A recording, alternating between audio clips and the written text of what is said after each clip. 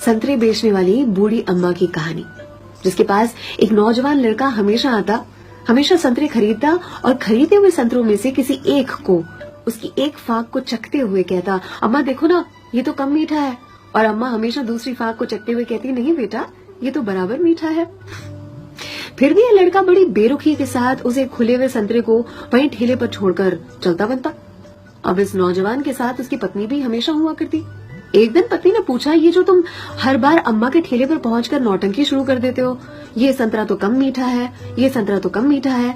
संतरे तो मैंने भी चखे हैं, बराबर होते हैं, लेकिन फिर इस नौटंकी के पीछे राज क्या, चाहते क्या हो तुम? इस पर लड़के ने अपनी पत्नी को एक मीठी सी मुस्कान दी और कहा, मुझे भी पता है कि सारे के सारे संतरे बहुत ही मीठे होते हैं, लेकिन तुमने कभी अम्मा को देखा है? अम्मा इतनी गरीब है कि जो बेचती हैं उन्होंने कभी चखा भी नहीं होगा, इसीलिए तो एक खुला हुआ संतरा उनके ठेले पर छोड़कर आ जाता हूँ, मेरी ओर से उनके लिए।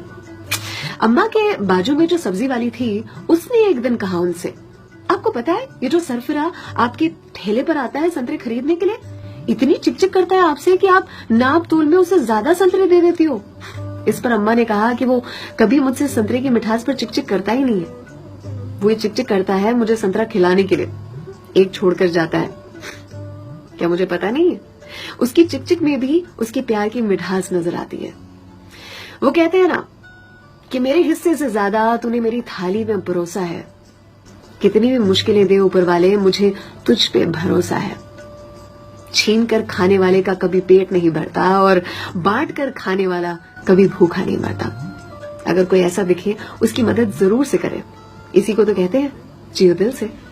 सलाम, दुआ, वणकम, प्रणाम, सत श्री अकाल। केम छो, सारू छे? अहमदाबाद आखुई मारू छे। अर्चना की ओर से।